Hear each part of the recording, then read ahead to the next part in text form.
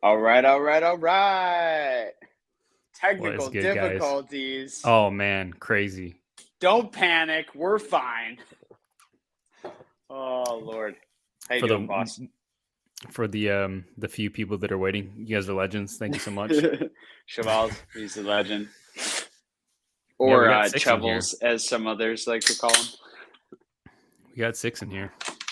Who's Appreciate who's y'all. up in here tonight, guys? Yeah, appreciate y'all being here.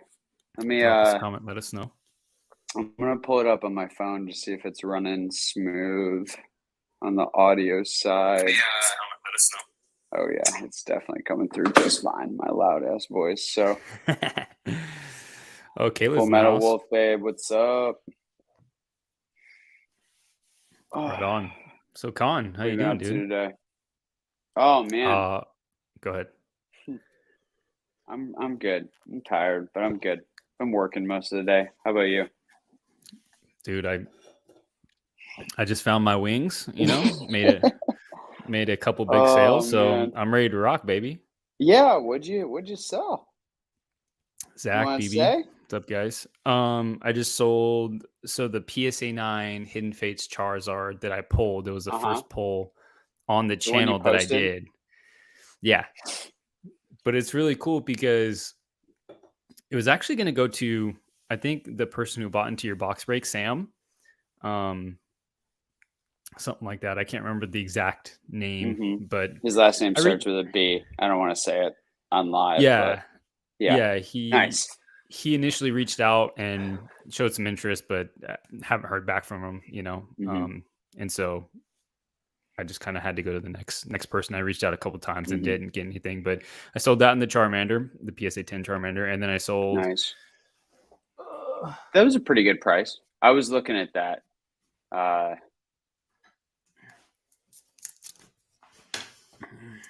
Put these back in here. Sold first edition Oh PSA yeah. 10 Team Rocket Dark Deck Trio Yeah, that one's been for. on your eBay. Did you sell it? Someone hit you up for it?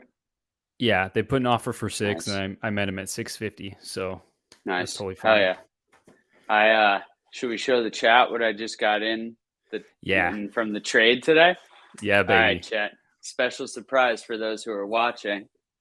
I What's up, Nick? traded for a sealed case of base set theme decks. Most likely unlimited, but absolutely gorgeous. I believe it to be 100% legitimate. I inspected it very carefully. I comped it against some ones that I've seen. I asked some people about it. I actually think so. There's a little hole right in the front, which actually I think is like adds to the legitimacy because a lot of the ones I've ever seen somewhere either on the side or the front have had it's like almost like a factory hole. It's not like a Mm, tear. It's nice. interesting. So, but it's beautiful. I'm gonna get a little case for it. Um, yeah, I love these decks, especially Zap and Overgrowth. So very cool to have. Just a really unique piece. Felt like I upped my WotC game, so really stoked about it. Cody said, Traded "What'd you away trade some it for?" Japanese. I traded away about half a dozen Japanese vintage packs. Neo Destiny, because I came to the conclusion I was never going to open Neo Destiny, nor did I think anyone would not open it on a break. So I just didn't really need as many as I had. So I did Neo Yeah, Destiny, so Neo 4, uh, Rocket, Gym Challenge, and an unweighed, like a base that's presumed light. So, and then I did two of the other ones, so 6 or 7 nice. total. Yeah, I felt good. It was about like 2K of value, 2 to 2.2K in value, so felt good about it. I mean, it's like I love trading. Trading's great because it's like it never happened. And it's a lot cooler to look at that than it is to like have stuff in my safe that's like, come on. So yeah, Cody, I thought it was Cody said great deal on both sides. I thought it was great. The other guy I know, he really is trying to up his Japanese sealed collection. So perfectly. So Dude, I had the so worst said it right with this experience guy. trading. I've only traded one time, Really? and I haven't done it since. Yeah, Do you use a middleman? I got screwed. No, I didn't, Oh, so because that was your first problem. they were sending to me first, right? And so what happened Uh-huh. is they were gonna send me $4,000 and PSA 9 unlimited Lugia from Neo Genesis and a first Okay. edition Scyther PSA 9 for Okay. my PSA 7 Shadowless Charizard. That's how much it was going for at the time. Imagine that. Yeah. Crazy, right? Yeah. Nuts. And so what So happened? I was super stoked. And so the guy said, "Hey, I'm going to put the funds in right now. I have like this weird thing with my bank. And so I'm going to put it in and I'm going to go ahead and send it over." He said, "In the meantime, I'm going to go ahead and send the cards." So I said, "That's totally fine." I got the cards in the mail. Everything looked good. And, before I sent mine, I said, "Hey, you got to have the money come over as well." The guy like didn't respond for like 3 days straight. And I was like, "What is going on?" Like, okay, worst comes to worst, I have his cards. I'm not going to keep them. Obviously I'll Right. send them back if he doesn't ever get back to me. Um, but basically, in that time that he took, because he like totally bullshit me and didn't even like respond for a while, and then he took like forever to whatever it was. But in the time that it happened, like 2 weeks had passed, Hmm. and oh, do you know what? I actually had sent over another card. I think that's what it was. There was two cards in the mix. So I had sent him one card that was for like $400, Okay. and he took forever to send my card back. And in Uh-huh. that time, it was like 2 to 3 weeks. And within that time, the card literally dropped in half. It was like right on the precipice of like hype train 2020. Woof. You know what I mean? And so I end up getting screwed out of like, $3,000. I ended up selling it still for like 2K, but I still lost a lot of money because guys just bullshitting. So kind of happens, but it was just a That bad sucks. experience. Yeah, so it wasn't even about having a middleman. It was just I mean, unless you had waited, but that's wild. That sucks. We did not use a middleman because I've already used a middleman with him and now I trust him and I know Nice. him on a personal level. So that was cool. It's just $30 shipping and call it a day or whatever. Has So I anybody like in to the fully chat insure gotten stuff. screwed on a trade deal? Yeah, Do I'm you guys have curious. good experiences trading, or do you guys have any nightmare stories? Just Let use us know. Kanto Shark as your middleman. You'll be fine. Seriously, he's the best. He's so easy to work with. I love him. I plug him all the time, but he's super easy to work with. So, oh man, I'm sure there's some horror stories out there. Oh yeah, for sure. So, So what are we doing today, brother? all Think you're right. hosting. So, yeah, last podcast of the year, 2021 has been absolutely wild. So we're gonna each come away with a couple reflections about the year, whether it's lessons learned or experiences we had that are like very memorable or grails we achieved, things like that. And then look forward to 2022, maybe some goals we have, whether it's things we want to do, items we want to procure. And then I guess we'll finish off with overrated, underrated, because why the heck not, right? Yeah, for sure. Always a good time. What's up, Nick? Welcome, y'all. 9 people watching live. That's super fun. Appreciate y'all being here. Yeah, and we get to always take a couple questions at the end too if we have time. I know Rob and I are both lagging today. I got a dinner to go to later with my ma, so we're gonna rip and roll it. So why don't you want to get started? First 2021 reflection item you want to touch on? Yeah, definitely. Do you want me to just go into all of it, or do you have like one specific one out of those kind of topics that you wanted to Uh, kind of focus on?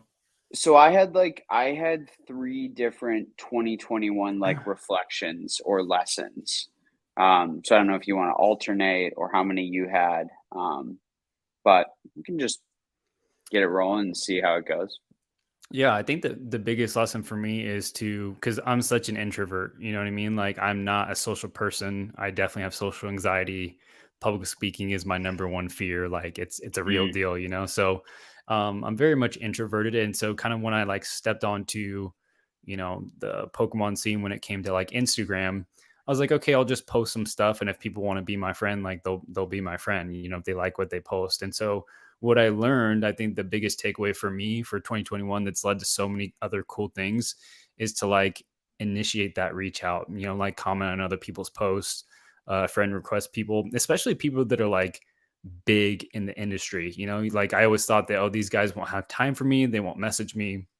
And I've just been able to meet so many cool people by doing that, just by reaching out and, during my friend request saying like, hey, solid collection, man. I really like this post, that post, whatever. Like I'm collecting the same stuff, whatever it is, like just be human, be authentic. And like, that's how relationships start. And, um, I don't know. It's so against my nature to do that because I just want to like sit behind my little bubble and like the things I like and post things, that I like to post. And I forget that like this is like an interaction. And like if I can't be in person with other people, like I got to be willing to like reach out. And so not only has that like led to friendships and like new relationships and all that type of stuff, but it's led to more sales.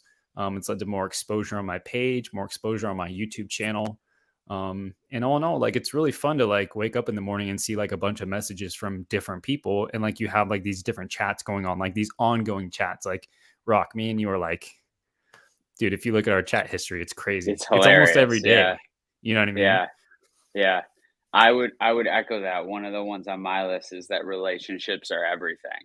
Um, and yeah, I have like a couple different group chats and a few people like yourself that I go back and forth with, and just like what I've been able to build with people. Like I'm coming up on this week is 1 year that I've actually had the Instagram page, and it's funny because like Wild.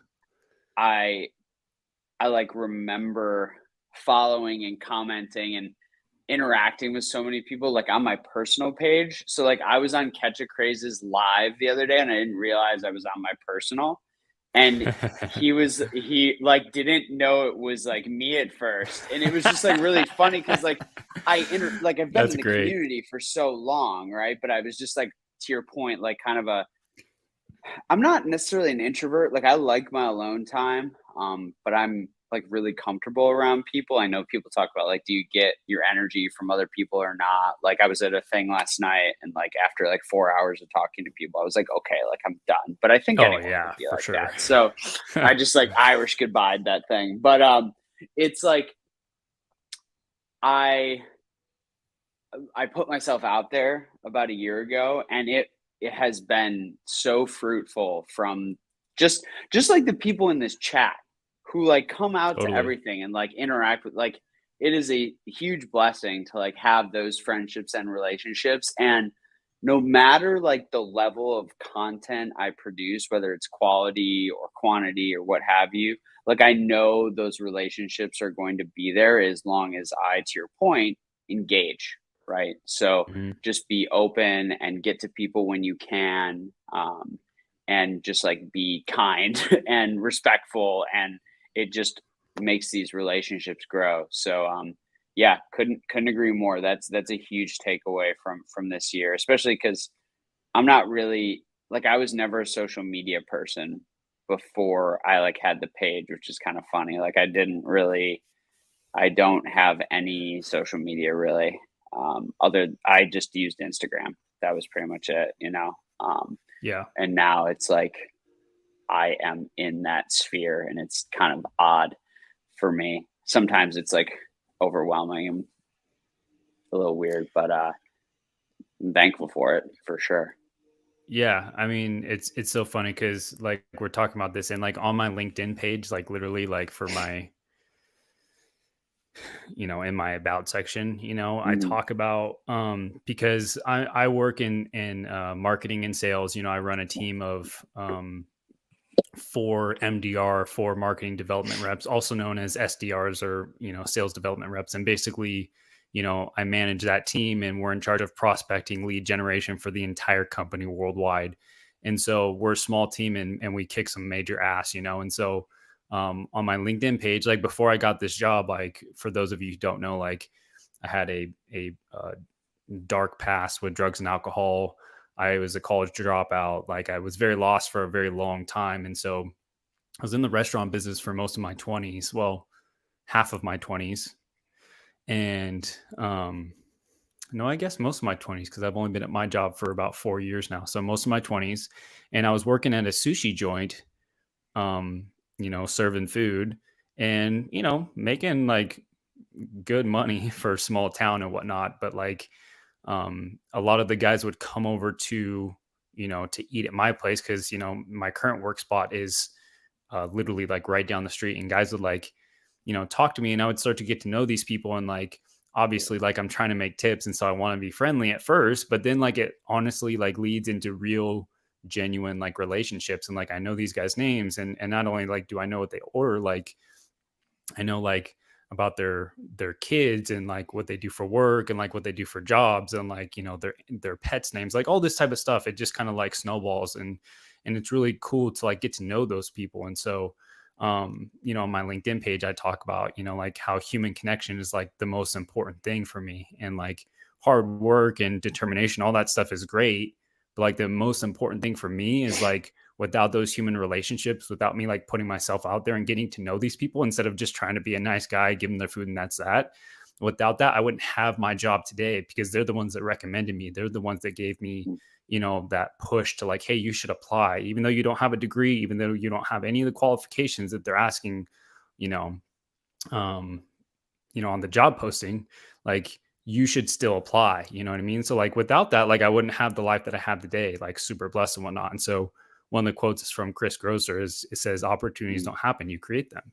It's the same thing like in Pokemon. That just everything like transfers over. But like I gotta be willing to like step outside like, my comfortable like little ball that I provide for myself here, and like just start conversations, man. It's so cool how many awesome things have just like led from like one simple outreach of like, hey man, I like your page, we collect a lot of the same stuff, and then boom, just go from there. Dude, that's amazing. That's so cool. That's freaking Hmm. wild, dude. Thank you for sharing that, because I know hopefully people are listening, because that's like key. That's how you succeed in life, by doing things like that. Like that's impressive, man. That's awesome. And People it's come for like, Pokemon content, they get a TED talk. welcome. We are next level, my friends. Let's go. We just inceptioned you. So um Let's go. yeah, man, it's like and that's, I guess I can like kind of pair this with like one of my 2022 goals, which is to like go to as many events as like my time will allow, because it is about those relationships, and like I've cultivated so many, but like we were created to like bond with each other in person, to your point, Hmm. right? Like face to face. Um like we were not created to text back and forth over Instagram DMs, right? Like we were meant Hmm. for true interpersonal connection uh, in real life. So I'm really looking forward to more and more events, more and more travel, getting back out there to meet a lot of people who I've connected with over the last 1 to 2 years, I would say, um, and before even, and getting to meet them, in real life, because I think Hmm. that's the only way you can like truly get to like know people, and like take relationships to like another level. And it's just like so cool to have developed so many like genuine friendships, where like I have like a place to stay wherever I go. You know what I mean? Like it's like and that only comes from like putting in the effort, to your point, right? Like trying to like truly investing in people, like wanting to like Hmm. know them, right? Yeah. Not just interact with them, but truly like know who they are as a person, and invest in them directly. So, and people like, that's what people want, right? People want to be known, and they want to be loved, right? And so when you pour into someone and give them your time, which is really your most precious resource, like Yeah. people respond to that. People who are genuine respond to that positively, and understand like what a gift that is. So I certainly take it for granted, like too often, how much time people have given me over the years. So I totally agree. So yeah, 2022, can't wait to get out there for some more events, some more in-person interactions, and just keep cultivating those relationships. Yeah, and something to piggyback off this, and then we'll move on because I know that we're going to try to keep it to like that hour mark. is don't be afraid to take a chance, even if the Yeah. odds are against you. And what I mean by that is, like, I can go into the whole story of me starting a YouTube channel. Like, I never thought that would be where I am starting, a year plus ago, whenever it was. Yeah. But the whole thing with Deep Pocket Monster, that just happened. Like, he said, hey, let's get all these content creators together. I knew that it would be a shit ton of people that are going to be submitting all these videos. And he said, hey, let's just do something positive. And like, the first thought that came through my mind is like, I'm going to make a video. And then the second thought that came to my mind was, oh, I'm not going to get picked. It's one pack. I'm not going to win. So like, why am I going to put all this thought and effort into it if I'm not going to win? And I'm like, do you know what? Let's just go for it. You know what I mean? Like, I want to spread that positivity. I want to, like, speaking of Albert putting good vibes in the chat, your goat. Good vibes. I want to continue to do more giveaways, but I was like, do I really want to go through all the time and editing and effort that I'm going to put into a Deep Pocket Monster video? Like, that guy is the editing king. Like, he stepped up Pokemon videos like to the next level for everybody. Like, Leonhardt's videos have become better. Real Breaking Nate's videos, they've all changed over this last year since DPM came onto the scene, and it's all because of him. I know that for a fact. And so I'm like, I'm gonna have to edit the shit out of this video. Do I really want to do this? And I was like, yeah, let's do it. And I literally stayed up all night. I was so dead the next day at work. And although I didn't win the first base set 2-pack, he did an additional 10 packs. I won one of those, and I was able to like get on a live Zoom call with Pat, talk with him for like, it was only like 5 or 10 minutes. That's fine. But we opened a pack together. Like, how cool is that? Like, I'll remember that forever. You know what I mean? Yeah. Like, that's what I mean. And like, don't be afraid to take connection. a chance, It's like I said to you, offline, like, you have that connection now. Like, people know Pat from like Deep Pocket Monster, but he is like highly successful in multiple business verticals, right? Like, he's one of like the OGs of like creating like online courses. Like, he has done, people should go look up what Pat Flynn has done in his career. It's tremendous. And now you have that connection, and it's just because you step out, right? And it's, I can relate. We all take risks. We all as whether it's in business or as content creators, like, we're betting on ourselves, right? We're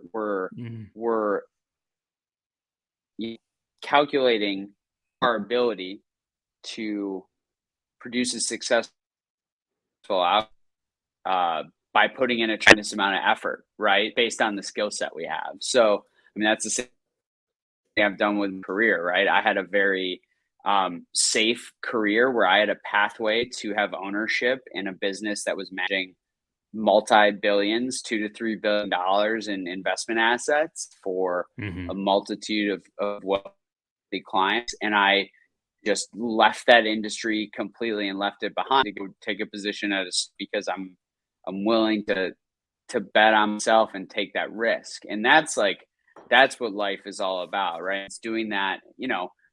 People look at, like, whether it's us putting ourselves out there for content, or like you going to interview for that job despite not having the skill set, or me stepping out into a totally different industry despite not having the full skill set. Like, people think it's like so risky, but really it's just calculated risk, right? It's just like, we know ourselves and we know our skill set, and we're willing to outwork the next person no matter what. And that's really what like sets people apart from being, mediocre or wildly successful, is largely work ethic, right? And confidence in their ability to, produce if they're willing to put in that effort. So again, you came from Pokemon, but you're getting mad life lessons. Let's go. So yeah, real quick, Mason said, and speaking of taking chances, Rock reached out to Mason saying, hey, you want to come on the podcast? And now Mason's in our live. Like, how freaking cool is that? Like, Cardinal Gaming, like, this has tons of subs. Like, that's super cool. Like, that's awesome. I didn't get a ton of new subs, Mason, from the video. I was barely showcased. I mean, I was in there for like 10 seconds, maybe, and like, it's funny because I think there was over 75 submission videos, and my name on that list in the description was all the way at the bottom. So people, I mean, Connor, who did a submission, was above mine. And so, yeah, it's all the way at the bottom. So nice. it is what it is, man. I mean, it's cool that I got a couple new subs, but honestly, it was definitely there for the experience. Yeah, absolutely. All right, get us Absolutely. back on topic, Con. All right. 2021 reflections. Into very it's hard to like segue out of that. Cheval's asked a great question to Mason, by the way, but anyway, uh I need to stick to my guns on enjoying modern Pokemon. 2021 and Mm, 2020 were years where, because like historically I've really enjoyed vintage to semi-vintage, right? Like I've I was not always the one to like go out and buy the newest set. Like I was usually a couple sets behind or taking a break or whatever and just, random going to Walgreens or going to Target and see something and pick it up once in a while. And I felt like 2020 into 2021, especially after I started the page, there was like this pressure to like need to have the newest set as soon as I yeah. could, as soon as it Yep. dropped. And I strayed away from like kind of the core of what I love, which is truly like all vintage and then like Japanese modern, Hmm. And I'm gonna like I think one of the and I talked about it in different videos, but just like refocusing on like what I enjoy and like enjoying it for me. So that's why like I ordered several cases of VMAX Climax and I don't even know what the new English set version is called that's coming out next year. Hmm. Like I just don't care, like it's I don't have anything to prove to anyone. It doesn't mean like, oh boy, I got to make a reel the week the set came out. Like, Right. I don't care, man. Like, this is for me. Like, and it's about like the relationships and about enjoying this community. I don't have anything to prove to anyone. I'm never gonna do this full time. I'm never gonna like I don't aspire to. I have other things I would much rather do and focus my life on. This is just enjoyable for me, and it'll go into some of the stuff we'll talk about after this. But yeah, it's just like staying focused on the things I truly enjoy and not trying to like, Yeah. I don't know, flexing isn't even the right word, but just like it's almost like keeping up with the Joneses. So skipping that. Yeah. Full Metal Wolf Babe says some of these modern sets are awesome. You're totally It's right. And true. I think that like Connor's not saying like, oh, I need to stay away from modern. What I think he's saying, and I don't mean to put words in your mouth, and because I can relate, is like it's so easy to get swept up in like the latest set and feel that pressure as a content creator to say, I need to open this new set, I need to show it on my Instagram page, or Connor says need to make a reel, whatever, because I want to like stay in the mix. I don't want to be forgotten, because there's so many of these channels. It's all about like what's the hot topic and how can I like make a video on it. And like those are the things that get the most views. Like when I saw I was staying up late to do a video and it was before VMAX Climax came out and a God Pack video was leaked. And I did that video on it. I made it that night. I stayed up all night and I released it the next morning. It got 2,000 views. You know what I mean? Because it was a current topic. It was the set that hadn't even come out yet. No one had seen a video on a God Pack. And I came across this random German YouTuber who was covering it. I couldn't even hear what he was saying, but I saw the Yeah. link to the Instagram page and I went and did something on it. And so don't get me wrong, it's great to stay up to date. And if you can get it out there, like you're right, you're gonna get like rewarded. But like I can't do that all the time. You know what I mean? I can't Hmm. put that pressure on myself. And so I totally agree, Con, like to stay focused because there's so much distraction with modern right now. And if you're just a modern collector, that's totally fine. Like that's awesome. I think that the cards are amazing. They're super fun. They're very different, beautiful, beautiful artworks by a lot of classic illustrators. Like, what's not to like about modern, except for the fact that it's freaking expensive. And as somebody that doesn't make all the money in the world, it's so easy to get distracted from my personal collection goals, which just like Hmm. Connor is very much, vintage and like, some modern Japanese kind of thrown into the mix of whether it's to open or whatnot. So I totally get what you're saying there, dude, because I'll go to Walmart now and I see packs on the shelf and I'm like, I almost feel like obligated to buy it because I'm so used to I not know saying it's weird. anything. Yeah. And I feel this Yeah. pressure like, oh, I need to buy it, especially if it's a new set. Like, let's open some on the channel. Like, you want the views, you want the, all that stuff. And it's like, I need to just separate myself from that, take a break, and it's okay to not be like the first to show whatever. You know what I mean? Yeah. Like, is that what you're kind of Yeah. talking about? Yeah, absolutely. And that like ties into one of my 2022 goals, which is like creating meaningful content. So like this podcast where we have fairly like I think like next level is like a silly term, but like more in-depth conversations where I hope people can gain some more nuggets than just like I like Charizard, like um but also like not feeling like you're like tied to the schedule of having to like force out content because to your point there is so much content. There's always going to be content for people to have. But can we truly be putting out content when it matters Right. or when there's actually something to say? I think is far more important. Maybe I just feel that way because my time's going to be more pressed because I'm building this business. But I also like think that it's so easy to have a platform now, and sometimes it's better to say nothing than say something just for the sake of saying something. So, yeah, I totally agree, and it ties into that, right? Like I don't need to go out and get whatever set and rip it open on a live. Like it's just like if I do, I do. If I don't, I don't. Mhm. I would much rather, rather than the 45 minutes it takes me to drive to Walmart, go into Walmart, see if there's anything in the case, pick it up, go to the register, come back home, set up everything, hop on live and open it. Or I could sit here with you and have, an awesome hour plus long conversation with some cool people in the chat. Like, what's like more beneficial to my life and what's like actually quality content? That's just like where my head's at. So, Plus, people I don't think watch us that's for pack openings. no, there's plenty of people You who know? can go. You can like by the time I've put up one reel of opening VMAX Climax, like Revs opened like 7,000 boxes. So like, Yeah. what's the point? Like, you can go see, like I don't know. It's like that's not what we're here for. But we have communities that do like they like to engage with us, right? They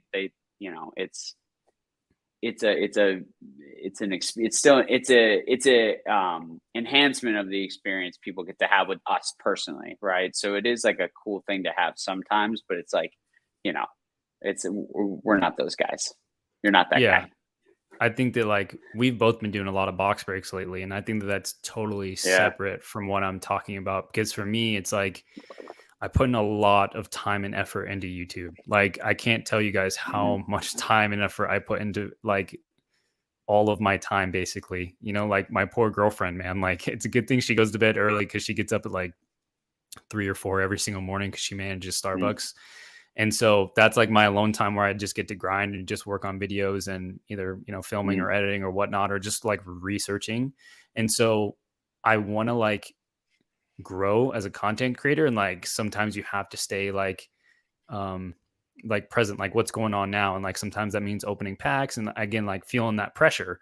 But like it's kind of different if we do like a box break and just bringing everybody together and have fun, jumping on chat. And like the few people that do watch us, that do want to engage, like that's what it's all about. And that's why we're both been doing it more often, is because we're like, this is fun. Like Yeah. this is Yeah. awesome. It's awesome to partake in breaks and it's awesome to host them. You know what I mean? So Yeah. it's just a cool way to build this community that we both want. And that's like Valiant said it, in that same exact vein. Not that it matters too much, but I think it's important to focus on making content you would like to watch rather than worry about others' Yes. thoughts about it. Yeah. And that's why like we're just doing like what what we would want to experience, right? Like what we would want to see.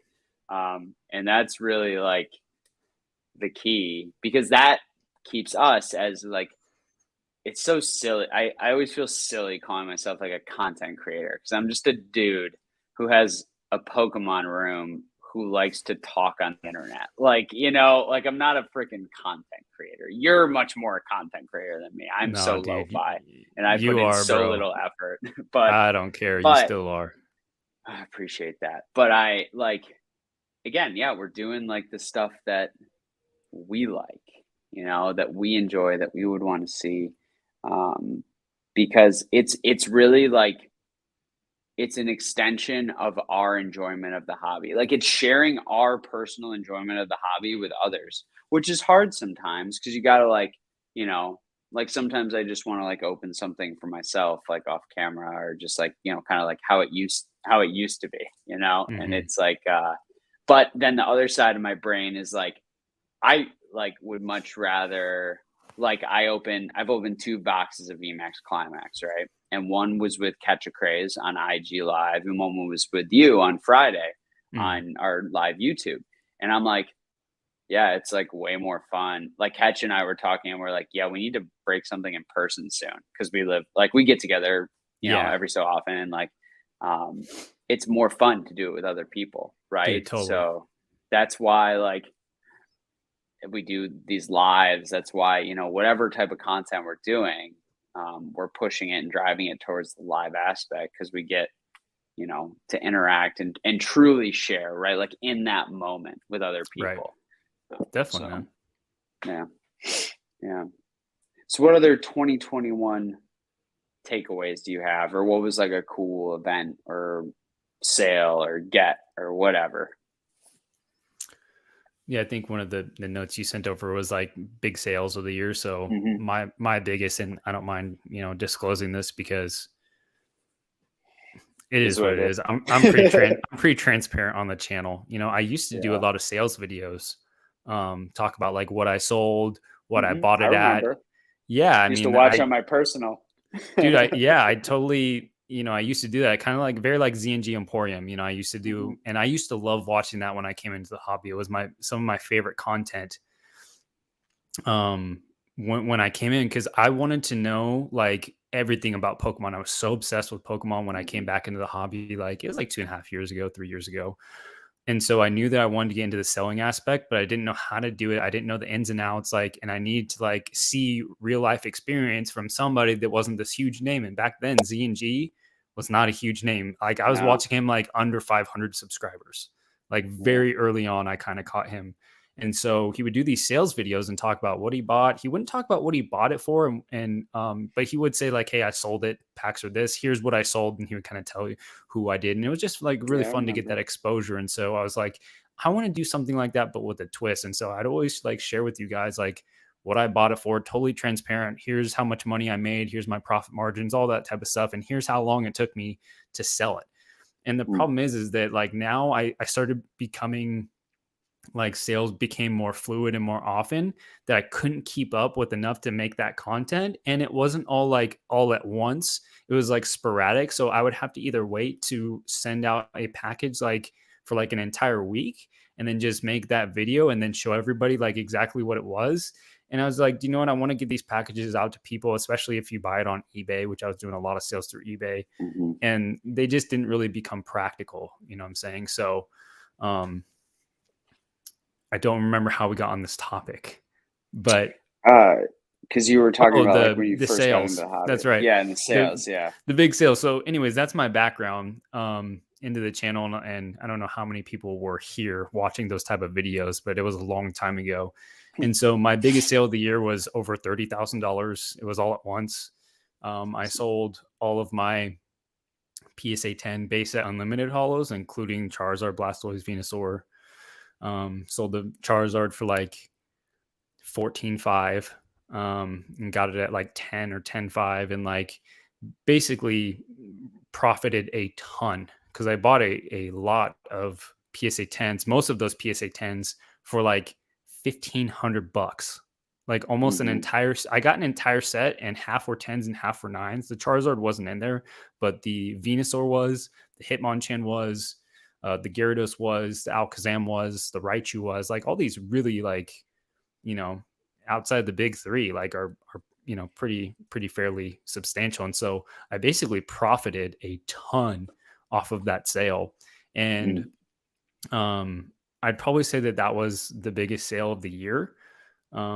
And with that I'd money, say. I kind of put some away, and then I bought these. Well, this one has some cards covering it, but I bought these two Japanese boxes, Yeah. which was another topic that you wanted. Like, what were your biggest purchases of the year? And it was those two Japanese boxes that I bought from Glenn, who you introduced me to, who it's like, so it's like it all worked together. You know what I mean? All work together.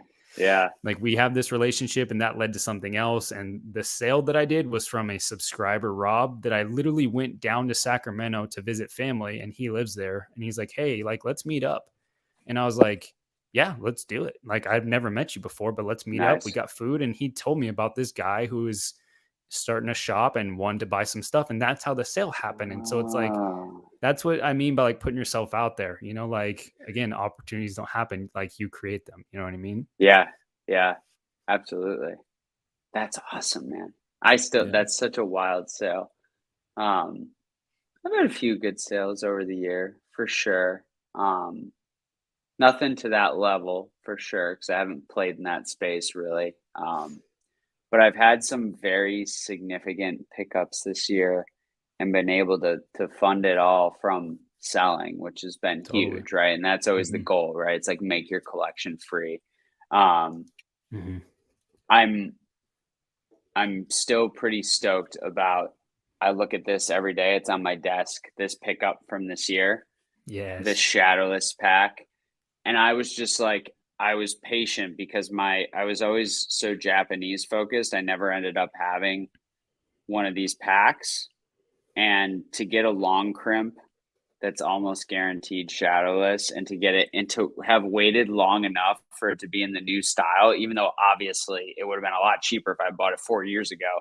But like, this is, I mean, this is like the like essence of the hobby to me, you know, right? Like this as a kid, like remembering these packs and my love for Hmm. shadowless now. That was one of my favorite pickups of the year. And then, I love you that know, more pickup. recently, it was, you know, it I think my entry point was really good for the current market, which is always hard to like stomach.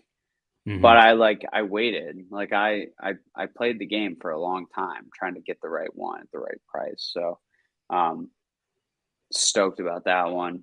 And then the Himeno artboard that I picked up is one. I mean, I always wanted to get a Himeno signature like in person from her. So And unique. I don't think she even does them anymore. So that was really cool for me. And then as far as sales, you know, I think it's like there's been probably like half a dozen decent sized sales that I've done this year that even more so than like the ability it's given me to like go do another purchase or collection, you know, goal, fund a collection goal. It's to our previous conversation, like created this connection with that person I either bought from or in this case sold from that has sustained, right? There's guys who like I now like chat with on Instagram who first found me because they bought something from me on eBay and I Totally. threw in one of my cards. Like even Totally. before, because my eBay didn't used to be Rock Pokemon. It used to be like Hmm. my AIM screen name from 2007 or whatever, or 2004, Let's whatever it was. Like, go. yeah, it was just like totally like whatever. But I would throw my cards in, my Rock Pokemon cards in, or like write a note with like before I Totally. had cards, like with my IG. Always write a And note. Always. yeah, always handwritten note, always thank Yeah. people. I Hmm. learned that from Japanese stuff. I mean, I learned it from my mom because my mom always pushed us to like write like handwritten thank yous whenever someone did something for us or whatever. Like I've always been like a handwritten note family, but I learned that from Japanese sellers because a lot of Japanese sellers like do cool little notes or like a piece of Hmm. origami or like something else like really neat. Um, and it always like made you feel good. Like I have a Yeah. somewhere I have it in a card saver. I have a sketch card from a freaking Japanese seller of this Pikachu, and it's literally just a hand drawn pencil Pikachu on a well, I don't know. It almost looks like a small index card. It's about the size of a Bandai card, and it's like it's so cool. So yeah, I don't know how I got there, but I get relationships and selling. That's been it for sure. This year. So some big purchases, you know, for sure. Some big sales too. Finally getting some displays. Poker Dreamer started pumping out stuff. That was once Poker Dreamer started pumping out stuff, that was nice to have some ability to display things a little nicer. Because I always just had my freaking slabs in like a safe or in a shoebox or something. So not a shoebox, but like a card box, whatever you call those. I think the other big purchases that I had this year, Oh, PSA 10, yeah, Mewtwo from Neo Destiny, English, Gold Star Mewtwo PSA 10 English. I believe I picked this up this year. I'm pretty sure I did. Both of those were like at the beginning of the year, and this one was probably like 6 or 7 or 8 months ago. It's my favorite Gold Star. Oh, is it? Absolutely, yeah. Nice. Because I'm not really a big Gold Star guy. I know that's unpopular. That's a great card. That Alakazam's awesome.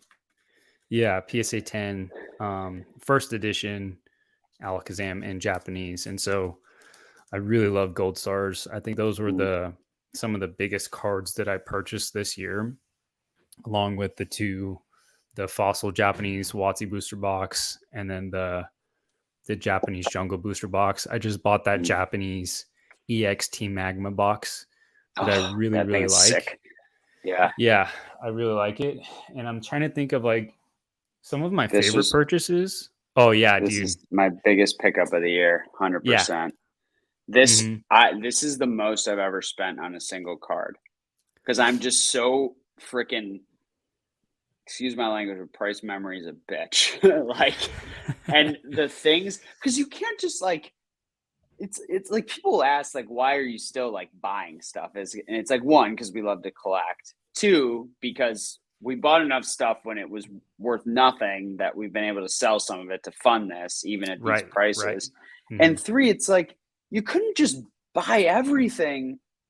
It's not fun if you just like buy everything at the same time, So that's why like collecting's like a journey, right? And it's like, I've got stuff from like years and years, and it's like, things just get away from you, and you realize you have holes in your collection that you want or that you passed on. So I don't know. It's like sometimes it's hard to stomach those prices, but it's worth it to reach some collection goals, especially if you can fund it, from other parts of your collection. So it's been good. Yeah, and by the way, guys, we're not showing you this stuff to like flex on you to say like, oh my gosh, look at all this cool stuff. I got nothing. It's honestly what's just really cool is my 401k. You guys want to see my 401k? That's pretty cool. I want to see it. No, I'm just kidding. All right. We do this stuff, because one, we absolutely love Pokemon, and we're a little crazy. Like, let's just be honest. We're spending thousands of dollars on cardboard. We're a little crazy, so we're not showing you guys this stuff to flex. But honestly, it's just like, what do we do in 2021? Let's talk a little bit about it. Let's give a little bit of context, and that's going to lead into like my 2022 goals. Like, what do I want to collect moving forward, and why? So, Con, what are some of your goals, dude? No, you go ahead, go man. first. Yeah. All right. I don't know if it'll happen in 22, but a long-term goal is to have a Japanese WotC box, for sure. Anything specific? It's probably Gym Challenge. Yeah. Just because I like the set so damn much. That's what's back here, guys. If you don't know this, guys and gals, this 16 holo set is Japanese Gym Challenge. It's just so good. So that's one over the longer term for sure, which I think I could do. I could eventually buy one, but I would love to like do a consolidation trade, right? Like a lot of items for one item, like I did for that theme deck box. I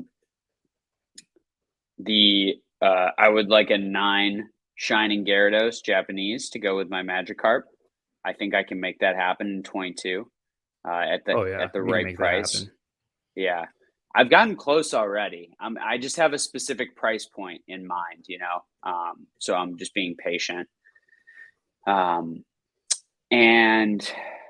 the last one I would say is as far as like items that I'm looking for is Jap or English Southern Islands sealed. Um, that Okay. like rectangular box that like Yep. basically there was like a cellophane stack of the cards inside and a couple unlimited Neo Genesis and Neo Discovery packs inside. Yeah, you And get there's been 3. ones up on the market, but they've been pricey. They're getting close. They're getting close to. That's the crazy thing is like I've bit on a couple purchases closer to the end of the year because things came back to, you know, they're still insane compared to 3 years ago, but they're getting some things are getting close, or on a relative basis, they make sense to me than they did 6 to 9 months ago. So Mhm. I've been more, open to making some purchases than I was earlier this year. So those are probably my big three things, and then I'll enjoy some Japanese modern over the year, and then what do you say? I have a first at Glue Rock, nice. Um, my buddy's a big fan of the Glue Rock, so. But then the last thing would be I'd like to grade some more cards, especially with CGC. Raw market's been tough. Um, I think that as PSA prices come down, people might be more willing to take their stack and maybe not necessarily sell or grade all of them, might sell some of them raw to cover. It's just been a weird because people are trying to sell raw cards for like way too much now because they like Way too can't grade much. them. So they're trying, it's just like, and I'd much rather buy them in person too, because honestly, it's so easy to hide flaws in cards. And so I'd like to do some more raw in-person buying for sure. I So totally agree. that's, Yes, dude. I honestly miss that. Like I have a hmm card shop and it's like 45 minutes away from where I live, and yeah, they sell singles, and it's so fun to go down with with Riley. Talked about him on the channel a couple times. yeah, Excuse me. We'll just go and have a day, and we'll just like spend like hours in that card shop. Just like looking at cards and like seeing everything and picking it up, because I've tried to buy singles off eBay too many times, and every single time it's never what it says it is. It doesn't matter if it's modern, yeah. vintage, a $2 card or a $200 card. It's never accurately represented. Like there's so much shade out there in the ecosystem when it comes to raws, in my personal opinion. Every single time it's been a bad It interaction. so it didn't used to be like that, right? Even in like summer of 2020, I was doing Yeah. okay. Especially if I picked them up internationally, Canada, UK, got some really high quality stuff. But this is very true because I used to like not like I would much rather grade it myself than buy a slab, but things have changed and Seth is right. Buying Yeah. graded is almost as cheap as raw, except Yeah. you now get the guaranteed condition, and it's true. You And you don't have still to buy the wait card, forever to get yeah, it back. and you still buy the card, not the grade, right? Or at least we do. I mean, we encourage that. I don't know if the market's ever going to do that. To be like ever, I don't know. I just don't know if it'll be a thing, but um, you still buy the card inside the slab. But yeah, it's especially with CGC on the scene, it's like I, I have a pretty good eye for grading stuff. Like I think I do. Like just because I have such a OCD attention to detail. I've got really bad camera lighting in here, but I tell you, it's hella good for grading And cards. experience, So time and and experience. experience, time, right? I've seen Yeah. a lot of cards, and I've held a Yeah. lot of slabs. I it's different, but I had so many Beckett uh, sports slabs over my life and grew up at card shows that were mostly sports and largely slab oriented. Like my uncle used to help put on the ones in upstate here. So like I grew up like handling graded cards. So I think that helped me when it came to, grading my own Pokemon cards, even though it's different, and that's why I always liked Beckett. I've never been a PSA guy. Sorry, guys, but PSA is overrated.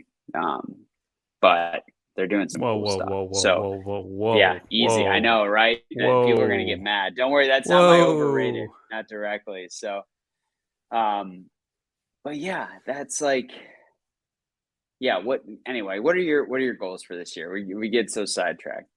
No, it's okay. And I just want to retouch on Seth's point about, buying, graded is almost cheap as buying the raw. Times have changed. I mean, I stopped buying raw after this one purchase that I did on eBay, and it was this older woman that had this collection, and she literally just like wanted to get rid of it. And I bought a bunch of first edition jungle hollows, unlimited jungle hollows as well, and a couple other stuff. I can't remember exactly what it was. I was buying Charizards, and I was getting them for like $5 a piece. I was buying unlimited base set Charizards for like anywhere between like 15 to like $40, Mm-hmm. and I, Sounds about right. probably graded about 10 of them, and they graded anywhere between 1 to 8. You know what I'm saying? And so I had like a good hustle, like, and it took a long time for those cards to come back. It took over a year to come back, but I sold them all at once, and it's like literally taking like $200 and turning it into like over like almost like 1,500, 2,000. It's like Yeah, you cannot do that anymore. You know what I mean? Like it just doesn't. it's It's hard. You can, but it's very tough to find it. You know what I mean? Especially online, because everything's Mm-hmm. just so streamlined now. Everything's so optimized. Like everybody's watching Yeah, SM Pratt there's nowadays. too many Everybody's eyes. There's too many Yeah, eyes on everything. exactly. Yeah. Exactly. You can. Um, Someone said something about Facebook Marketplace. It's true. You can or like correct. Like, there's still people who or like don't PWCC. get it and just throw things on, Facebook Marketplace or Craigslist. Yeah, and for slabs, yeah, it's Good PWCC deals. still has some deals. I picked up a couple in the recent block to help with some collection goals. So. And one totally random one too, just because I felt like bidding on it and I got it for nothing. So, anyway, Totally. yeah, So yeah. What do you got? What are you looking for this year? yeah. So for this year, my collection goals is that I'm gonna be focusing um a lot on, and I guess I'll do channel goals first before I do collection goals. Mm, For the channel, again, my time is so limited, and I like to have my hand in so many different types of like content pies, if you will. Like I love so much about Pokemon, and so I like to like sample and see what people like. But I definitely want to keep continuing like making like market update videos for you guys. That's what the bulk of you guys come to the channel for. You guys like me doing all the work, staying up late, finding all the research, and like putting that into a nice little 10-minute video so that you guys can kind of just ingest what's going on for a couple cards. Obviously I can't cover the entire market, so I definitely want to continue to focus on that. I really like doing the top 10 polls of the week. I know that they're not super hmm popular on the channel. They usually get anywhere between like 2 to 400 views, but I really like doing it because I just think it's fun. You know what I mean? And not mm only that, but like I can feature guys on Instagram and give them shout outs and put, people to their, page. And like now I'm having people follow me. You know what I mean? Like, Yeah. um, I met a lot of people doing that because they're like, oh, this is really cool. I really like this. Like, Mm, thanks. And so like I've had talks with Pokemon Radar, Charizard King, Mr. 1T, can't remember, a couple other big names, but it's like, it's cool to like start that. And so it's a good way to be like, hmm hey, you made top 10 polls of the week. Like, here's the video, check it out. And it drives people to the channel. It drives people to my Instagram page, and it starts conversations. And like, that's cool for me as a small fish to try to kind of get into like that upper echelon of people, in the hobby. So I really like making it. It's fun. And then I really want to continue to do the live streaming. I have so much fun live hmm streaming with you guys, and I want to continue to kind of not get to the level of like royalty gaming or card economist, but I want to do some live Pokemon shops every weekend, either Saturday or Sunday at 2 p.m. And we'll just open up some packs if people want to do that. And I'm going to do live giveaways every single week. I want to like push myself to motivate myself to like give back to this amazing community. Pat has just influenced me so much, and mm like after talking with him and like everything he does for the hobby, I want to like continue to put like my best foot forward and like giving back and really like saying thank you. So met a lot of cool people. And so that's kind of like what I want to do for channel goals. Nice. As for collection goals, I definitely want to continue to work on my gold star set, Japanese. I have some English gold stars that I started collecting, a couple PSA 10s, got that PSA 9 Charizard gold star because I was going to collect all the gold stars in English. And then I realized, oh, I want Japanese. Like, why am I going after English? Yeah. And so It's I'm just going to what go we after. like, man. I know, dude. I know. This is what it is. And it's funny because like it kind of goes back and forth in between like who's expensive now and who's not expensive, and sometimes Japanese are like more and sometimes it's not, and it's That's been just happening weird. with it's been happening with like e-reader sets. They kind of, Yeah, I don't know, where not necessarily what's more in absolute terms expensive, but like on a what I think is like a relative basis, or kind of where it should be, or over the long term where it could go. They like keep flip flopping. I don't know. It's weird. sorry, you just broke up for a second. What'd you say? Oh, you froze. It was amazing. I said like e-reader packs. It's not like absolute terms, like one's Yeah, more expensive necessarily, but like on a relative basis, I'm like, which should I be keeping or which do I want? That's right, the beauty of it being the same art. I just, I prefer the Japanese, but I'm not going to overpay for it. Right. So, right. um, So yeah, I'll definitely continue gold to stars. go from my PSA 9 to 10 on the Japanese gold star side. And then I want to continue to finish my first edition base set, hollow Mm-hmm. set, and PSA 7 or 8. Probably probably PSA 7 moving forward because they're getting expensive. They're getting expensive. And so I want to finish that out because I love the way that Shadowless looks. I think first edition base set is, you can never go wrong buying those hollows and those grades. I think that there's always going to be a market for it. And right now at the price point, like your entry point for those like, mid-level grades are just so freaking good. Like they're just so affordable right now to collect the very first set ever. Like that just blows me away. It's like, I know the alpha is much more rare and much more scarce, but in my mind, it's like, dude, I'm getting alpha for, these $100,000 cards for super affordable, and they're already Mm-hmm. great. And I know it's like apples and oranges. Don't assassinate me in the comment section. But in my mind, it's like, this is the OG set. It's the original set for Pokemon. And there's something about that. I never had base set or first edition base set as a kid. So I really like collecting those hollows. I think that it looks so much better than unlimited. I feel that connection, and I usually don't feel that with English. So I want to continue to finish that, and then I'm going to be really bullish on grading more packs. I think that Oh, there's a nice. Hell yeah. huge market in regards to buying a pack that's nice and minty, and you got to get lots of photos, and probably get a light pack if it's on the English side. You can grade it and you can sell it for a really good margin because now they're not folding over the packs and they look good in a case finally. Mm-hmm. I think that there's a lot of opportunity there. And again, I'm not just like, let's just flip, let's make money, let's do it all. But like realistically, I only make so much money a year, and I have to like put a little bit of money towards my collection goal and then put other money towards like, what can I like take this money and turn it into more money? You know what I mean? Like just realistically.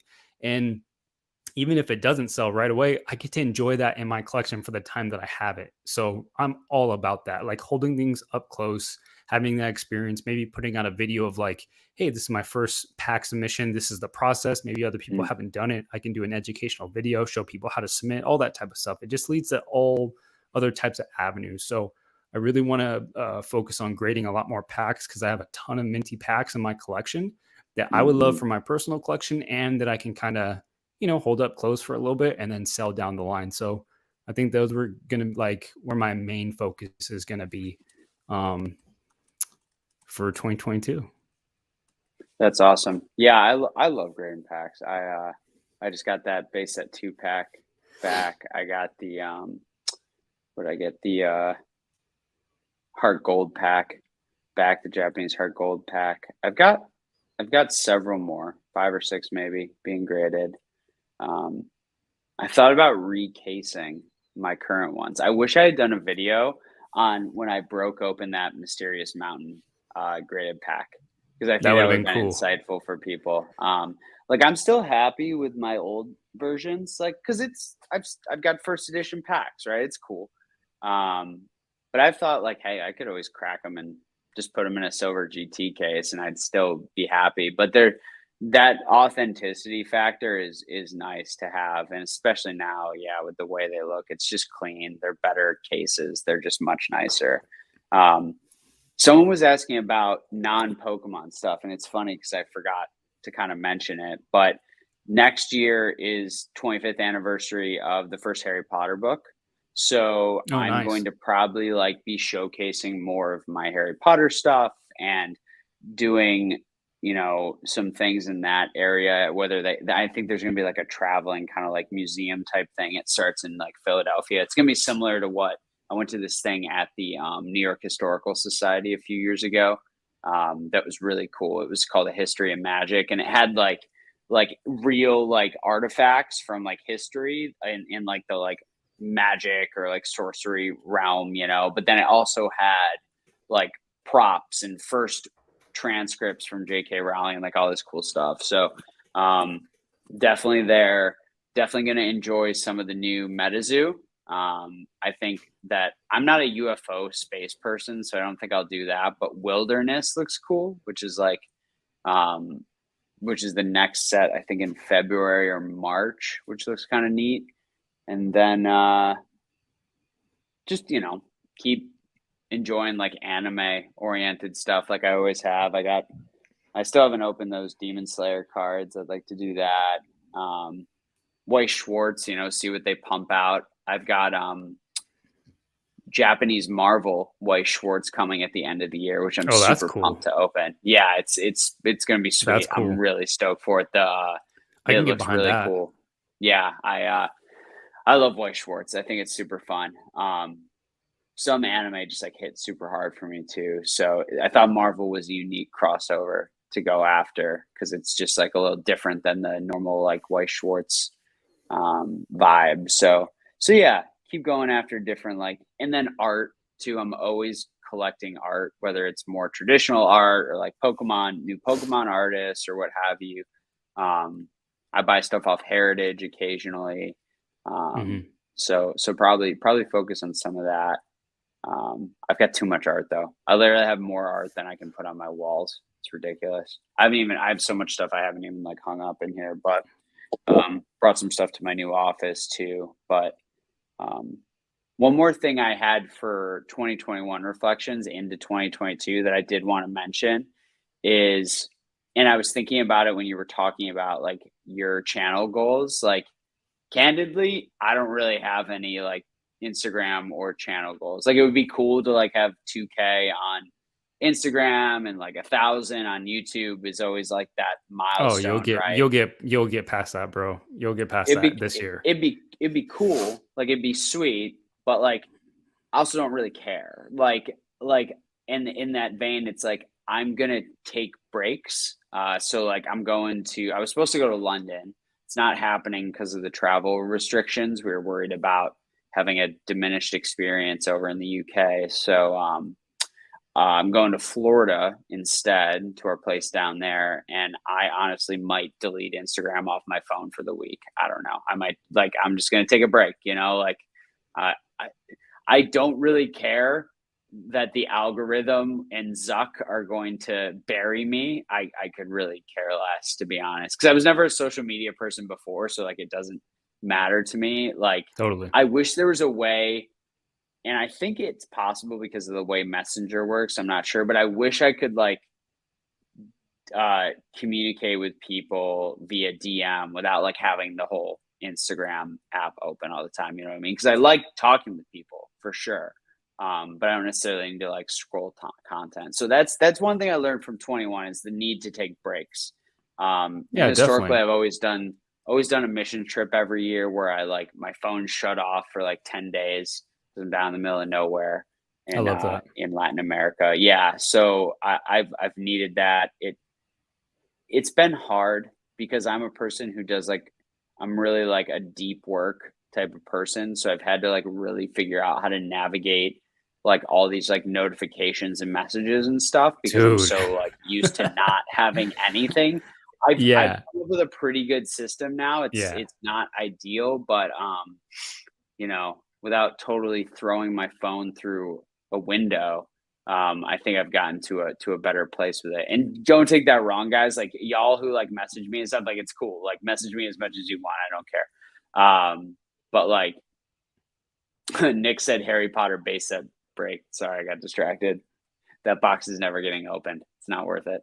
Um, but yeah, I think just like taking breaks, like it goes back to the meaningful content thing, right? Like I don't necessarily have to put out a video. Like I would rather, to our point before, do conversations like this. There's another podcast I'm probably going to be involved in. We haven't even talked about this, but it's something new and upcoming with a couple other friends that I got invited into. So we'll see how that goes. Like someone mentioned Jake from Pokenomics. Like he's asked me to be or like to do something with him at some point. He invited me one time and I couldn't do it because I was like out. So I'd love to just like chop it up with him and like other content creators, right? Like have like meaningful conversations like this and also like do them in person at events and like record them, That would be right? really sweet. There's been some like Poke Knowledge did a video with this guy who used to work with Upper Deck and they were like literally like together, like That's chatting, so like, Mason's in here hanging out, like we got to chat it up with him. Like hopefully we can do that like in person sometime, like offline, online, whatever. But like content like that, or just like impromptu stuff, right? Yeah. Like I'm so lo-fi anyway. It's probably better for me to be like walking down the street in freaking Florida and like talking to the camera or something than it is for me to sit in this poorly lighted room. So yeah, Poke Knowledge, he's cool. He's really cool. He's a straight shooter. So I like his content. I don't always agree with everything he said, but I love that he's like totally a straight shooter. So he and I are gonna meet at the surprise, guys. I'm going to Leon Hart's pop shop. Hey, let's go.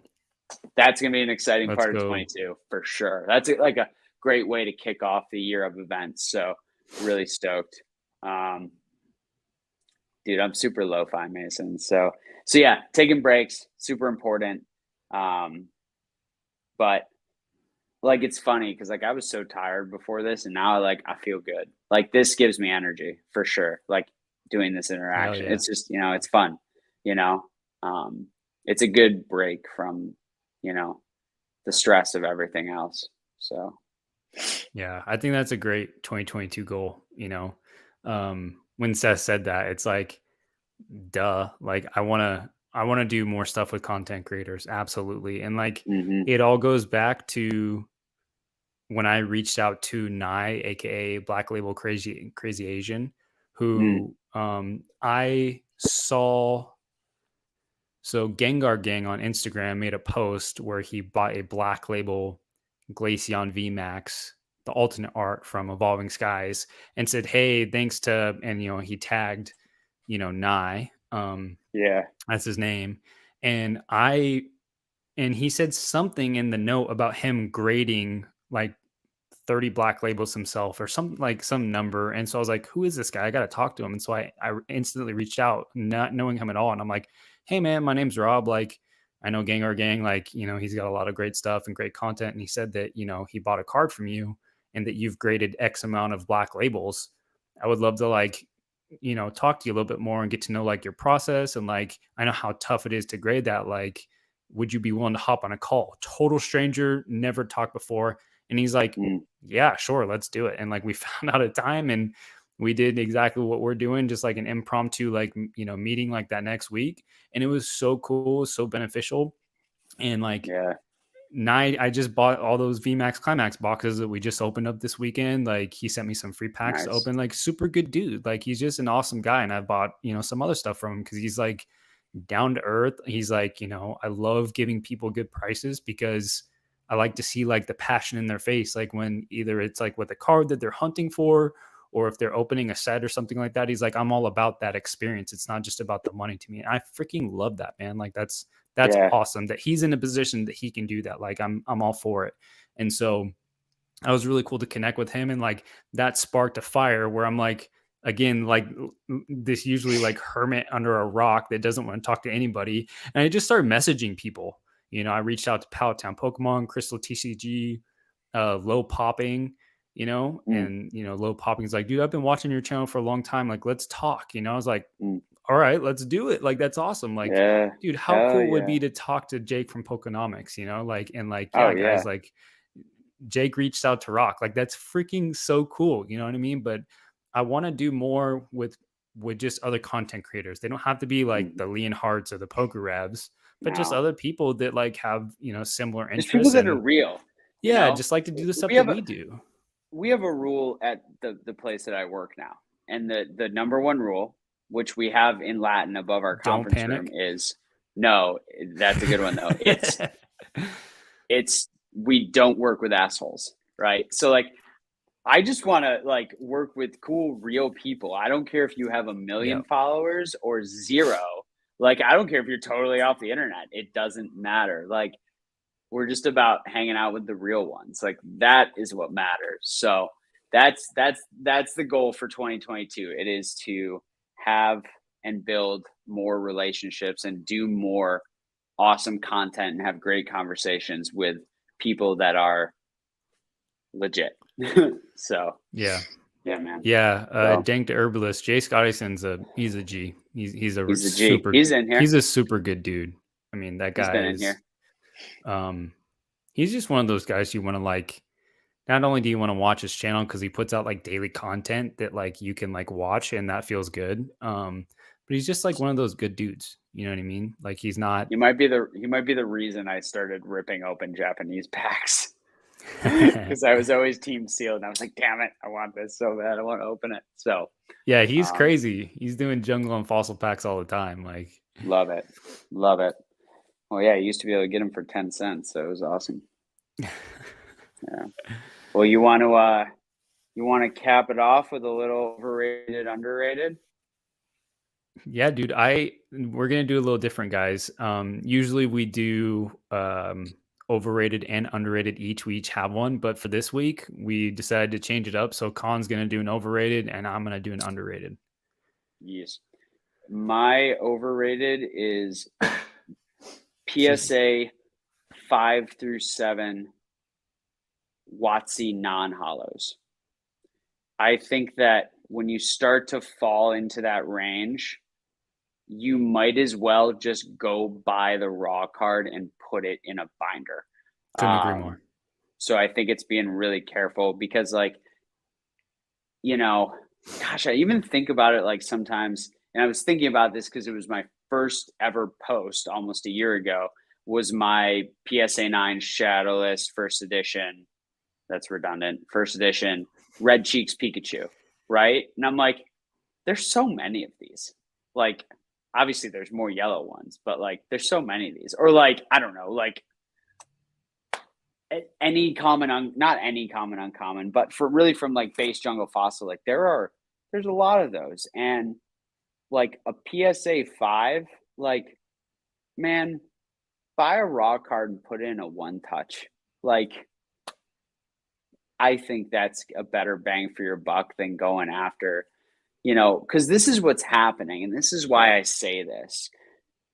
It doesn't mean that there won't come a time where those are reasonable, where like they will sell for dirt cheap, especially if people, were on the $7 special, finally get their cards back and sell it for, $7 or $8. Like, then fine. Yeah. Like, that's maybe okay. But like, people are like, well, I bought the card for $2 and it cost me, $18 degraded or whatever the hell it was at that time. Plus I got to ship it to you for $5 in fees. So that'll be, 25 or $30. And I'm like, that's not how this works. Right. What you paid to get the card to be in the PSA case does not necessarily correlate to the value that is assigned to that graded card today. Like, I don't care what your cost basis is. That's not my problem. Like, I'll message people on eBay and they're Right. like, yo, I got X amount into this card. Like, I can't sell it for them. And I sometimes I just want to be like, dang, I'm sorry you're already selling it for less than what you have. Like, how do you have that much into this card? Like, I don't Right. understand. Like, um, and now sometimes it's law of averages, right? Like people took 10 of the same card, graded it at a high, express price point, and if they hit on 3 of them, it covers the cost and then some of everything, whatever. But like in a binary world, or in like a, black or white, or a closed loop, it's nonsensical. So that all to be said, there's a lot of cards out there, especially like just like unlimited, commons, right? Made from base, for example, where it's like, why would I, unless you're going through a 1 through 10 set, you want a PSA 1 through 10 or something, just go buy the raw card instead. You can grade it Yeah. yourself if you want someday. I mean, whatever, but or just throw it in a binder or one touch. Like, people forget you can enjoy cards and binders sometimes. Like I've is got it is stacks of them behind me. like is the extra $20 you're gonna pay for a PSA 5 really worth it when you can just go You're buy it right. raw for 2? You know what I mean? Yeah. Yeah. Like and I think it's really cool, like, if you wanna go for, like, some of the hollows, like, let's Hmm. say, I don't know, you get, like, a PSA 5 or 6 or something like that for, like, a base set unlimited hollow for, like, I don't know, Hmm. 20 or 25 bucks, and you're like, "I just want a graded card. I just wanna, like, slowly collect. I don't have a lot of money. It's just a way that I can get into it." It's probably never gonna go up past that point in time, you know what I mean? Like, probably never, you probably Yeah. like, every single card has, like, a ceiling where it'll never go Hmm. above that price point. Doesn't matter how much time, how long you hold on to it, every single card has that cap. Even the Pika Illustrator, it'll never go above $1 billion, whatever it is, and I'm being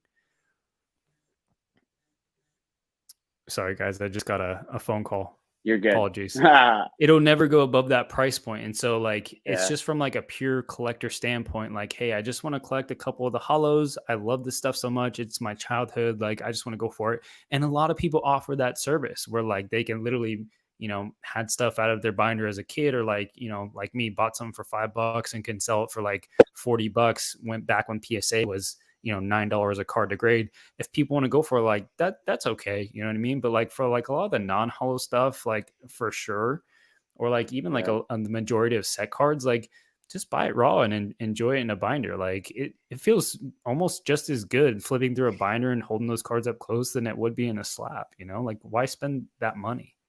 I totally get Yeah. that point. And I think it's nice, to your point, with the hollows, especially if you're like a new collector, you're trying to like build a collection for the first time now, where, things have gotten highly irrational. Um, it helps with, like, if you don't have an eye for like fake Watsy hollows, Right. where if you get a slab, it's a higher probability that's not a fake card for like the Right. hollows. Because like there's probably, I mean, yeah, sure, there's people faking everything out there, but people are gonna try to fake the hollows probably first, right? Yeah. Although you'd be surprised. I've picked up binders at flea markets where 95% of the stuff was real and Yeah. 5% was fake, and it's Yeah. just like random ass cards. But yeah, totally agree.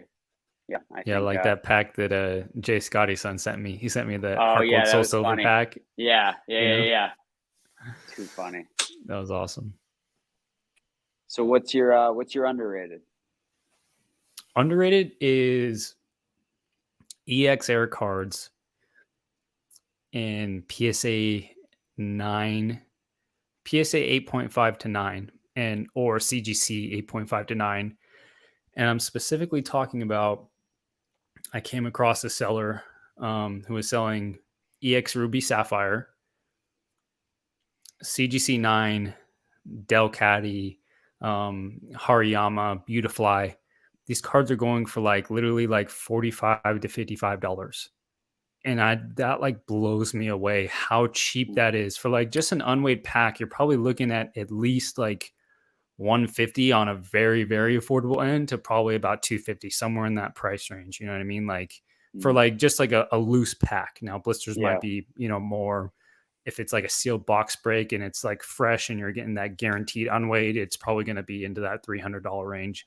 And for it to be an already graded mint 9, like for $50 for the Mm, hollow, like That's wild. Like to me, that seems so cheap. I was looking at these listings and I'm like, I want to buy all these. Like I was literally like, these are amazing artworks, and I just couldn't believe how cheap it is. And they were all in CGC. And I'm not the biggest CGC collector, but I do think that for that price point, like it's like why would I pass that up, you know? And so Yeah. I was also seeing reverse hollows from that set, like Mhm. CGC 9, CGC 8.5s for like $20 to $35. And Yeah, that's a pretty damn good price. these cards are beautiful, like Yeah. the Wobbuffet or the Why Not, you know, that are Hmm. like Nishida artworks that are just gorgeous. And like the Yeah. reverse hollow on those early EX sets, they just look so cool. It has like that rainbow pattern when you tilt it and you kind of look, it shows Hmm. all those colors. I Hmm. mean, it's like beautiful artworks, nostalgic Pokemon, and classic illustrators, all for a very low entry point. And like to Hmm. me, like finding that and seeing that today, I like couldn't believe I instantly saved the seller because like all of his listings are Yeah. cheap. Little trick for you guys if you come across a listing and you're like, oh, that's affordable, just save the seller because he's most likely when he posts future stuff, he's gonna give good deals and you'll get I that just picked email. up I just picked up something spicy from a Japanese seller who apparently has 150 extra slabs they want to get rid of. And I did that same thing where like he had three things listed and the prices were all incredible. And so I bought one thing, I saved the seller. I got the email today. He posted something else and I bought that too. Nice. Yeah. Free shipping from Japan, Yep. cannot beat it. So and legit, with tons of reviews and stuff. So yeah, but the no, I agree. I think it's what's nice about that is like if you're just collecting like one or two, like even if you buy one or two cards at 50 and they go to 25, like that's not the most horrible thing in the world, right? Like in absolute terms, in percentage terms, it sucks, but like in Right. absolute terms, oh no, you had $100 and now it's 50. Like, come on, like if you're dabbling in this stuff, you like if you can't afford for that to happen, you shouldn't be buying at today's prices because there's so little upside and so much downside risk in almost everything. I was thinking about that today, where like because historically collectibles are really just like something that keeps up with inflation over time, but you've had this like major compression of price appreciation over a very short amount of time. The likelihood of those moving upward, to your point, like there's a cap where they might not even keep up with inflation. That might be a Right. store of value because now there's so many factors because of the accessibility or the previous accessibility to grading at cheap prices where, if we're talking graded cards, like populations can continue to increase, which reduces rarity in both absolute and condition terms. And so, things don't hold their value as much. But as a collector, you get value out of these things that aren't just monetary, right? Like it's Right. not always about that. So, um, yeah, yeah. I don't remember why I went for that, but I agree. Yeah. I don't know, but I agree. Yeah. I got lost in my mind. So, No, dude, no, super good points. But I really think that if you kind of reach that like that $100 mark, I can see for some of these EX hollows, like, and for anybody just joining, not like the black and white EXs or the X and Y huh, EXs, but like old like this school, ledger maker, right? like the one you Old got school me. EX Yeah. sets. These PSA 9 hollows that are going for, or CGC 9 hollows that are going for $50 or less. It's such a low entry point. And the other thing that I didn't touch on is that the population of these cards, they're next to nothing. Like Yeah, most of that's them are like really interesting 50, about that era. 50 and below on the PSA side. And we're still waiting on the CGC pop report, but I can guarantee you it's not going to be that much more. Probably most of them are going to be in that 10 to under range. And then for the reverse hollows on the Even PSA if they side, double on like even if there's right, 50 at PSA and you get 50 at CGC. Now, if it's we get still so 500 at little. CGC, that's different. But like Right.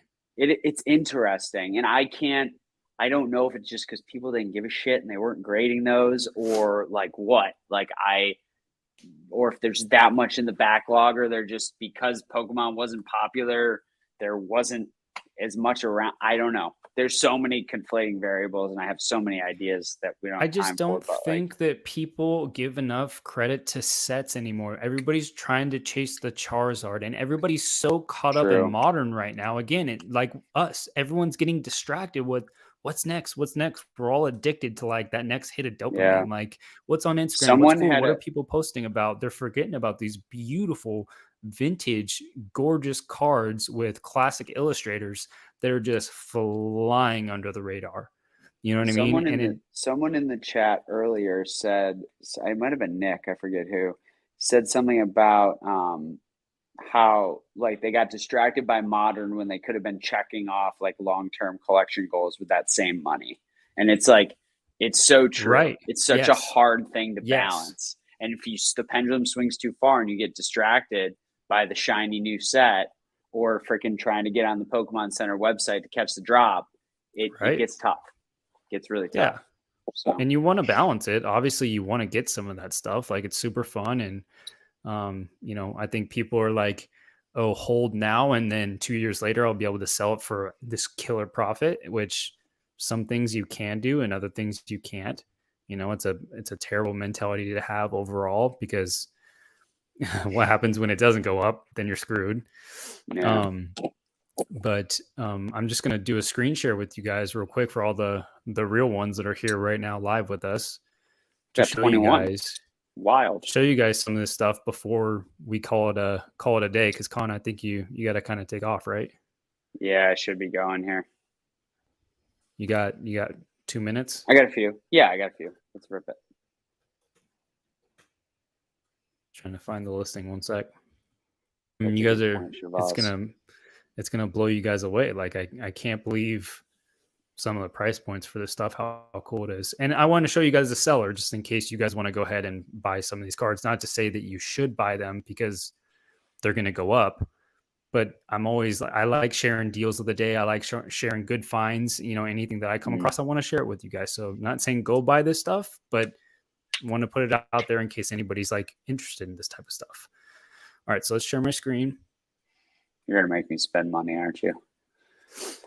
Dude, I'm telling you, I almost bought all this stuff. It's so funny. All right, completely buy out the seller. So here we go. Share. So can you guys see my screen okay? Nice. Or no? Yeah, you're good.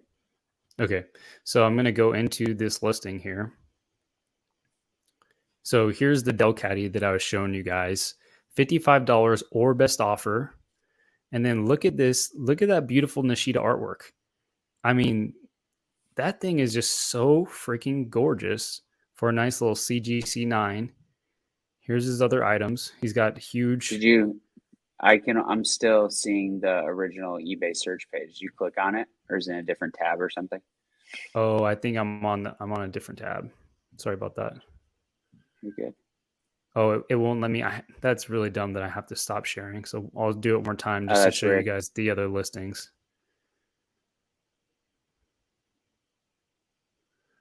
See items for sale. Here we go. Hey, to each their own, Flat Earth. To each their own. So here we go. Here's all of these listings that he's got. Look at this. An 8.5 holo for $35 from this vintage set, where an unweighed pack probably costs at least like $150 to $300, depending on if you buy it loose on eBay or, you know, whatnot.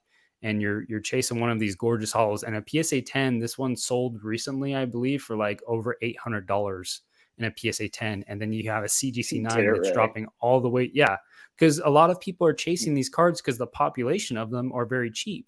We just had the EX Sandstorm.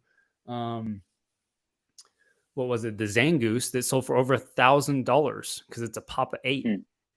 It sold for over $1,000, you know? And so it's like people are really chasing these low pop, you know, cards from this set. And then you get the 9 and it's like, boom, $55. It's just, to me, it's really good bang for your buck.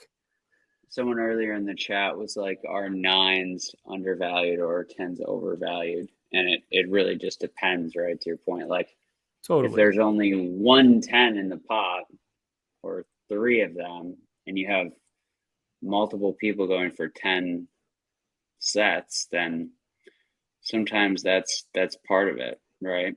So, Right. And so, here you have these cards that are not heavily populated, like, early WotC, where you have hundreds and hundreds for PSA 9s. You have all of these are 50 or less, or most of them. You have a couple that reach that 55 or 60 mark. But I mean, just look at all these, very affordable prices. And then you get a lot of these cool reverse hollows, that you're still getting for a very affordable price. So again, guys, I'm not saying go and buy this stuff. You're going to make money. That's not what I'm trying to say. But there's still like really, really good deals out there for extremely affordable, entry points. And like where a lot of like Pokemon can be like very inflated nowadays, or like people are like going after the main stuff, the Charizards, or like the sealed booster boxes or whatnot, or the most modern chase card, whatever the newest set is. And there's still really good vintage, gorgeous artworks for super affordable prices. So I wanted to share that with you guys because I thought that was a fairly good deal for a vintage set for a very high grade, like a CGC 9 for the hollows and reverse hollows. yeah, it's cool. It's always good to, like, I don't know, if you're a collector and you're trying to find a way to collect, it's always cool to find a good entry point like that, So yeah, Flatter said trust me, no one is chasing Delcatty. This isn't about buy this so that you make money. It's about enjoying a vintage set for an early entry point at a very high grade, which those combinations and lower pop, those combinations all together don't come at a cheap price point like you're seeing here. And so a lot of the hollows right now, in my personal opinion, from that seller are very affordable. But just want to throw that out there. This is not about making money. It's just from a collector standpoint to just enjoy some cool cards from like beautiful artists. Like who doesn't love Atsuko Nishida? The creator of Pikachu, the creator of the Pika Illustrator card, the most expensive card in the hobby. Like you gotta love that, Yeah. Flatter, the best investment advice for Pokemon is actually to not view it as an investment, because you're basically screwed if you want to try to invest. We're not going to go down that rabbit hole, but your best investment advice for Pokemon was you should have bought it 5 years ago. To our point of like most stuff is that's like true. capped. Like that's true. It's just going to be like, I don't know. It's never about that for me. Like I have so many better ways to make money than shiny cardboard that like I could care less. So sorry if that sounds harsh, guys, but it just, people are trying to squeeze blood out of a rock here. And it's kind of hilarious. So Cheval's put a bunch of 9s and 10s of Legend Maker. Nice. Great set. That's where that Lapras came from. Yeah, super good Jay artworks. Scotty coming Love in. That. Seth dude, that's what's wild. CGC 9 Hollow Snorlax for half of PSA. That's a hilarious delta that we continue to see. Again, buy the card, right? Buy the card that you like, whether it's eye appeal with a swirl or just the condition in general is better regardless of the grade. Like someone was saying before, like 8.5s for CGC are really like important ones to be careful of, and I totally agree, because like I would say like it's a maybe not a toss up, but pretty close. Like a lot of them could be 8s in PSA, and a lot of them could be 9s. Like I remember when I graded that full Japanese Southern Islands set, and 4 of the hollows got 8.5s. I would say like 2, maybe 3 of them were 9s, and then 1, maybe 2 were 8s, really close. So it's again important to, be cognizant of the value. So right on. Yeah. Awesome. Anything else you wanted to talk about, man? I know that we wanted to kind of keep it brief. We're at an hour 40. It's so easy to just talk with you, man. And with other people. I know.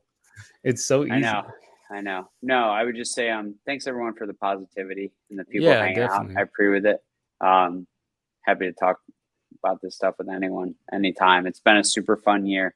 Like I said, I'm gonna take a little break sliding into the end of the year. Got a lot of work to do with my business, so it'll be good. Gonna do a lot of work from sunny Florida instead of winter wonderland up here. So, Dude, you doing that's anything awesome, fun for Christmas or anything?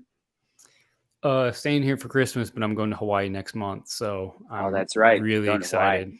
Yeah, 2 That's weeks in the awesome. sunshine. Dude, it absolutely. We got hit so hard by snow like the last couple days. It's just Hmm. been nonstop, and I've just had to like shovel my car out of the side of the street because we don't have a lot of the places in downtown Sandpoint don't have driveways, and Hmm. so Oh it's yeah, just crazy, man. The snowplow comes through and it just buries your car into buries like the them. side of the road. My God. And so it's That was my super. number one thing I needed was like there's a garage at the bottom floor of my apartment complex because I just do not love to deal with the winter in upstate. Like there's some like that mission Oh trip I man. mentioned. We'll like there's some years where we'll park at the airport, like in the long term parking, and we'll come back and the whole car is buried under snow because it like always snows a lot in February up here, usually in the early part of the year. But anywho, well, that's dope, man. We're both gonna go get. I don't know if you burn or tan, but at least we're gonna get some nice sun. So Dude, it's gonna be I'm a rad. quarter Mexican, man. So Ah, I que look super bueno. pale, but give me a little sun and I just like, you know, I brighten right Ah, up, So I'm looking that's the forward to it, best. man. I'm looking Oh, forward to it. all right, y'all. Be good. Thank you, everyone. As always, I'm Connor from Rock Pokemon. This is Rob from Red or Blue. Appreciate y'all's support. Appreciate y'all hanging in the chat. 25 of y'all, absolute legends. We'll see you on the flip side. Be good. See you guys. Take care.